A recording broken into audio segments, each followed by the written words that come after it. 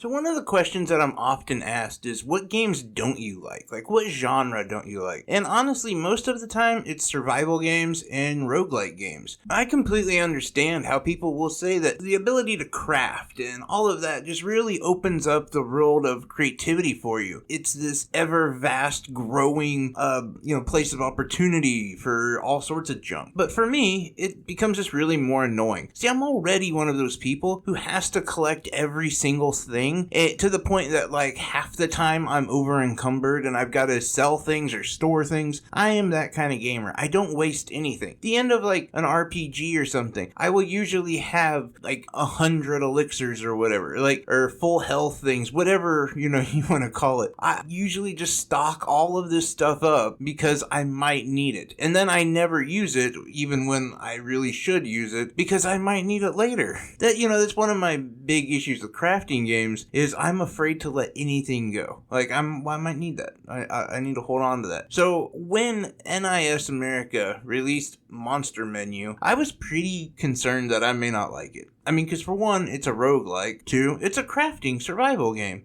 And its third strike is it doesn't have much of a story. Most of the story can be discovered from finding little elements about the game or finding documents here or there that kind of explain where you're at and what's happening. You see, your character is stuck in this dungeon where there's pretty much no way out. And at that point that you start playing, you've already decided there's no way out, but you do have to continue to live. Like, you need to eat, you need to drink. And yes, these are gauges that go down over time in the game. The more difficult you set the settings, the quicker they deplete. Now, as I said, the story is non-existent almost. I mean, it's flimsy at best, but you get to have full control over your character, including what class they are, what they look like, all that stuff you can customize, and then you're dropped into this dungeon. And here you're set up base camp, where you discover quickly that no matter what happens to you while you're on your expeditions, your items will always return to this base camp, and so will you. But your experience will not, making this theoretically like a roguelike. Yes, you go out and you'll go hunting for monsters for food, and then later you realize, oh, well, hunting is also costing me weapons, and so I need equipment. You're out there scavenging for anything and everything you can. You come back and you cook, and this helps to refill your hunger and your thirst gauge. Also, you're gaining weapons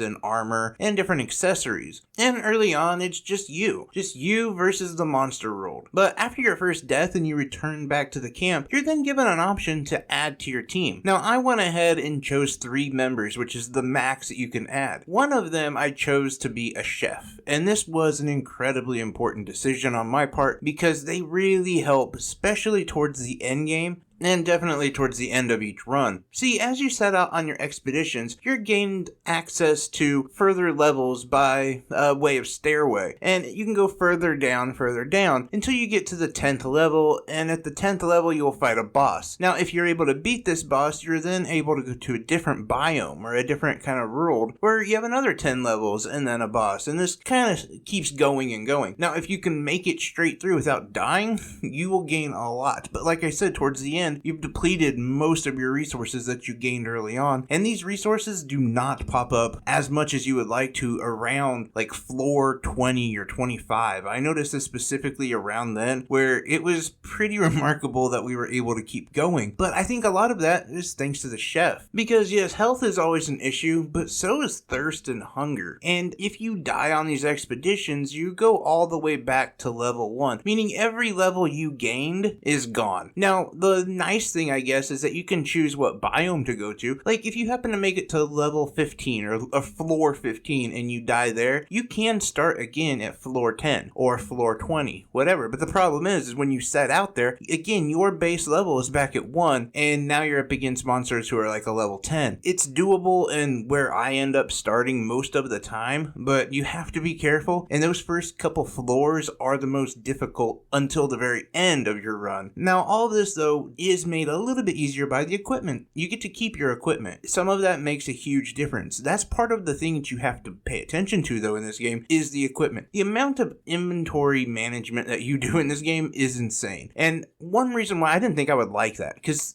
these kind of meticulous games that make you do that are, I don't know, not my favorite. But it actually wasn't too bad. Think of how you build a character in like Diablo, where you want all of the pieces of the equipment working for each other. That's essentially how this goes. You really do have to pay attention to each piece of equipment as well as its stats. Then you have to throw in the fact that they all have durability, meaning after a while they're gonna lose their strength and potentially break. So it's another thing you really have to have your mind on. But during this strategy RPG combat system, you'll notice that there's not a lot of strategy, but the one thing that you can end up doing, especially if you have an archer, is running out of ammo. Running out of certain things that you need to continue to attack. So you'll have to be mindful of all of your equipment, meaning, there again, if you're an archer, if you find a lesser bow, disassemble it, you'll get pieces of wood that you can make arrows out of. It was one of those things that just it became a huge issue until it didn't with me. Once I discovered you could disassemble the bows for more arrows, that really made things easier. But my point is you're constantly having to look at your equipment. Pairing like the right armor and accessories with the right weapon. Like if you want someone to be a full melee attacker, you want to get as much attack up as possible, of course. That makes total sense. But then you also have to realize, since this is kind of a strategy RPG with very light strategy, your best bet is to move that character on the front lines where they can get behind an enemy and attack for bigger attack damage. But honestly, that's it for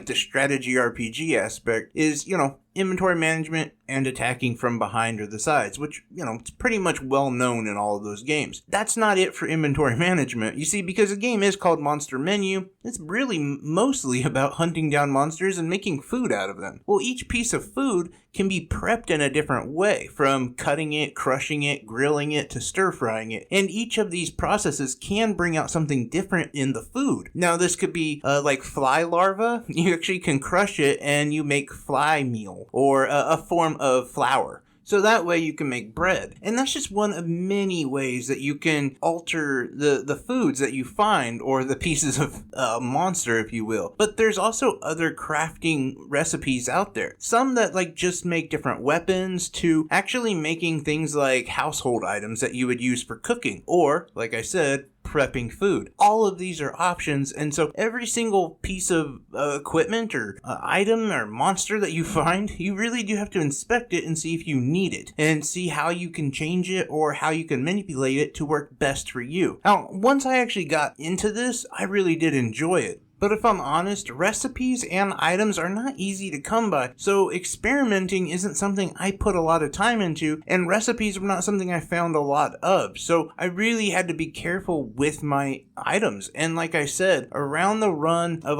floor 25, all of your stuff starts to become depleted, you don't find as much, you're running into more and more difficult enemies, so you're having to refuel your gauges a lot, you're having to cook a lot, rest a lot, do all of this stuff, and it really does become a point where you just have very little. And this problem really does get exacerbated as you go further and further, because the fact is, the enemies get harder, bosses are definitely harder, so you don't want to waste many of your items while you're out and around, but you also do need to grind, and you also do need to find things. One of them that became really paramount for me was hydration. You see, I got to a point where I stopped finding fruits, and fruits are incredibly important. Fruits and vegetables, because it also not only fuels your calories, but also your hydration. You don't find a lot of water around, and so towards the end of a very long run for me, my people would be fine on just about everything except for water. They would be all dying of thirst, essentially, and then going in to fight an incredibly difficult boss. Then after you beat the boss, you're then granted just a small look into a diary of somebody who was there before, and find out kind of what they learned or where they were going, and you can kind of follow in their footsteps to also get out. Now this is the entire loop of the game. There isn't much more to it, but it is pretty complex and in-depth for what it is. Me personally, I would have to say that if I was looking for a game, this would not be one of them. It just has too many components of things that I don't really enjoy, and not enough of other things that I do enjoy. Like a story, for instance, or constantly having to search for different items or recipes that you may not find or may not be very useful, but you end up depleting a lot of your hunger and your thirst to the point where it's going to be a problem. There's no simple payoff. In fact, really, you just gotta pray to the RNG gods that you'll find a good recipe or a good item or something like that. Now, I will say, when you die, you do get to keep all of that. So that does help push the game forward. And each run, you gain more and more, you get further and further. But one thing, though, that I have to say that was a little disheartening is there is no interaction with any of the characters. Like, they barely acknowledge each other. They do combo off of each other quite often, but none of that is actually predictable either. And the fact that sometimes they do it, sometimes they don't, and it really doesn't depend on positioning like you would think, which is just a weird aspect of it. But if I'm being honest, this is a game that I ended up really enjoying and didn't expect to like it. And what I mean by really enjoying is I would give it about a 7 out of 10. Performance-wise, I had no issues at all. The look, I really do like that Disgaea kind of NIS look. And I, by the way, do have to thank NIS America for hooking me up with the code so I could review it. There is a lot to really enjoy here. And this is definitely a game that took me by surprise. As much as I didn't like a lot of the elements, in fact, most of the elements of the game, but when comprised into this neat little package, I actually really liked it.